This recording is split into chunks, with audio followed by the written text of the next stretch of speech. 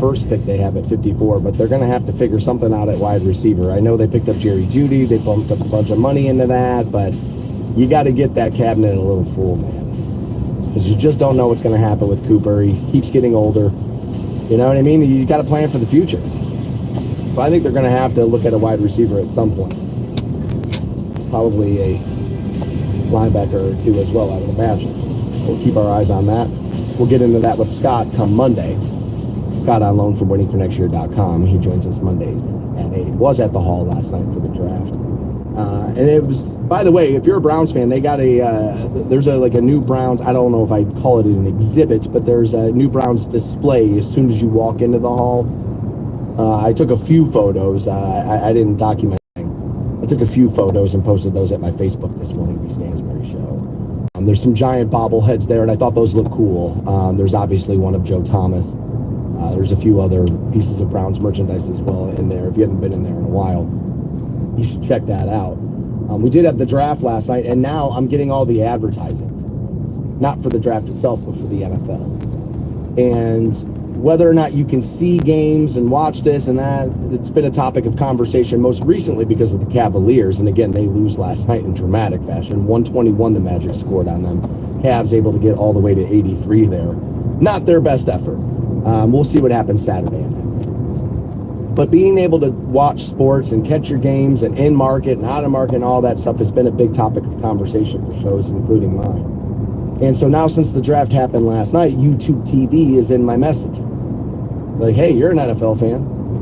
You know, we're the ones that got NFL Sunday Ticket. You know, we have that, right? And if you sign up with us right now, you can save $215 on this deal. But apparently I have to do this before May 16th. If you have YouTube TV and you're happy with it or unhappy with it, I would like to know about that. The Stansbury Show, you can find me on your socials, 330-450-7625. You can text me.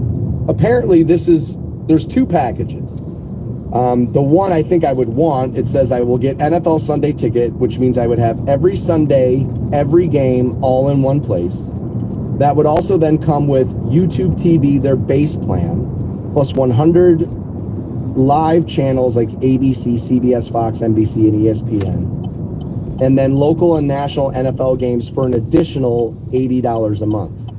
Does that mean my playoff games? Is that what that means? Like if you're streaming them somewhere else, I'd be interested to find that out. And then I would have the option to add NFL Red Zone to get a whip around coverage of every game on Sunday afternoon. Now, if you've never been in front of a TV for NFL Red Zone, it is kind of awesome. If you're a gambler, it's kind of great. If you're just an NFL fan, it's pretty much just all the scoring plays of all the games in one place. And I believe that's once upon a time, Red Zone was commercial free. Because every time the guy that hosts it was on the Dan Patrick Show, they were like, "So when do you pee?" Right? And so, because apparently, it's just he's always on TV. That would apparently require an active YouTube TV base plan, price $60 a month for the first 3 months, and then it moves to $75. But apparently, it would be 4 payments of $44.75 before May 16th, so about $179 a year. But then I got to pay another $80 to get local and national NFL games for an additional. What does that mean? That has to mean those playoff games that are blacked out. And then the option to add NFL Red Zone, and it does not give me a pricing there. This sounds like it's going to be pretty expensive, but live sports is pretty much all I watch. That's why I currently have Hulu with live TV. And I don't hate it or anything. It seems to be fine. I'm able to watch most of the live golf I want and all of that. That's fine. It can get a little tricky with some of the live sports because of who's got what. I am a NFL viewer before I would be a viewer of any of the other sports, although I want to be watching more guards baseball than I can, but it's impossible to catch those games anywhere, so thank God for the radio. And I'm not being sarcastic there, thank God for the radio. Hamilton is amazing. You know what I mean? And so it's sometimes dude, this is better than TV. I might as well just listen to the guards. Which, by the way, TAM or MMS is normally where you can grab them. And working at MMS as I do, I obviously have them saved in my iHeartRadio streaming app there. So I normally will pull that up a little bit and I'll listen to them there. But I may have to explore YouTube for that because the NFL, man, it just dominates my television viewing. that type of year. We saw some wildness in the draft last night.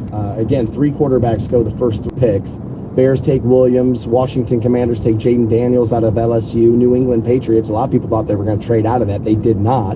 They took quarterback Drake May out of North Carolina. And then the pick everybody's talking about this morning, though, is pick number 8.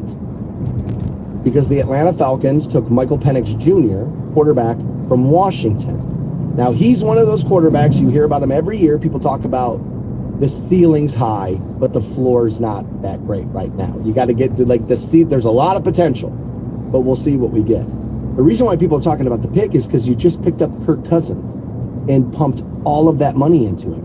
And instead of getting Kirk a weapon, what you decided to do was go draft the backup. Apparently, the GM is saying if he sits maybe 4 or 5 years, that's an ideal situation because that means we're loaded at that position. Nobody is sitting that long. And you're definitely not sitting that long behind Kirk Cousins. This seems like what they thought they were going to be able to do was what a lot of people thought the Chargers were going to do, which is take J.J. McCarthy off the board. Another team's looking for a quarterback. We'll just trade the player, not the pick, right? And so, like, a lot of people feel as if maybe that's what Atlanta's doing. I don't know about that. I guess we got a couple of more days of the draft. Other teams could be looking for some stuff. We'll see. Kirk Cousins apparently had said last night he was a little stunned. I talked to him about a couple of scenarios, but it kind of felt like he was thinking maybe they would go another way. I mean, like the Raiders took Brock Bowers, tight end out of Georgia. I don't know if that would have maybe been a halfway decent pick for him. I don't know the Atlanta Falcons roster up and down, but I know if you sink that much money into Kirk Cousins and you draft a 24-year-old and you tell the world, oh yeah, well maybe he sits 5 years, it's like, bro, that's a GM that I don't think has a job come Monday. We'll give you another opportunity to check out that new Motley Crue 9 a.m. Dogs of War, the name of that one. You could just come to the radio station and I could punch you in the ear. That'll be about the same. It'll be about the same thing there, but new crew, 9 a.m., Dogs of War. My plan is to tell you how bad it is. That way when you hear it, you're like, oh, Stansbury's nuts. It's not that bad. That's my plan. 9 a.m. is when we'll give that to you, or so you can avoid it. I mean, maybe that's why we're cramming the $1,000 Rock the Bank keyword right there, too, right? It's like, make them sit there and have to listen to this group. All right, so there's been plenty of talk about social media and whether it's harmful or beneficial. Like most things, I bet it's about how you apply it. But I heard a quote about social media once, and I can't forget it. I watched a documentary called The Social Dilemma. And they interviewed a bunch of people who have been instrumental in creating social sites. And like the guy that created the infinite scroll on your phone, you know, you can do that. Somebody invented that, obviously. They talked to that guy. They talked to the guy that invented the like button for Facebook. He was on the team that did it. And somebody in that documentary says, everybody's worried about when technology will overtake human strength, i.e. taking jobs away in the life. And I was one of those people. That those people are making the mistake of not looking at the fact that this stuff has already overtaken human weakness. And that's worse. Meaning what? It preys on your anxiety. It preys on your need to be entertained. It preys on depression. It's addictive, right? No, it isn't. Well, yeah, actually, every data point run says yes, it is. And so there's been plenty of conversations about what we do, what we don't do. Will we ever do anything about it? And the like. Now, I've said for a while, I think it's going to start to wane out. I really do. I think, you know, I love the 80s, I love the 90s. Remember those shows? Those were stocked full of things people thought they were going to play with, use, or have in their lives forever. None of that stuff do you have. Remember fidget spinners? Those were going to be here forever. Very rarely do you see those anymore. It's not a thing. Now, social media is definitely more powerful than most of those things. I would give you that. But apparently Gen Z is looking to turn back the digital clock. Tiffany Zong has spent the last decade studying social media habits, and she's now rolling out the Gen Z version of MySpace. So they say they're turning back the digital clock while running towards another digital system. So we'll see, right? So she claims the Zoomer generation has grown up in peak social media. Those algorithms have dictated what they see and who they interact with, including. Now they're turning away from standard social media in search of a more authentic connection. And they say here, they actually say it cannot be found on TikTok, which is all anybody's talking about right now, because are we going to ban it?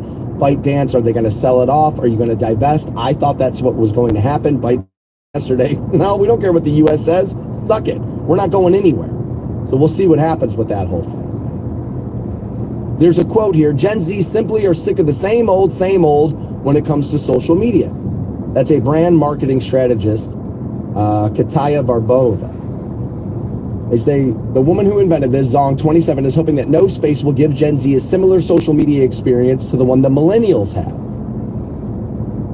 She says, like MySpace in the early years of Facebook, No Space users will have personable and customizable profile pages where they can share casual updates of what they're up to. Am I not able to do that now on every single social media platform I have? The Stansberry Show, if you want to find me, by the way.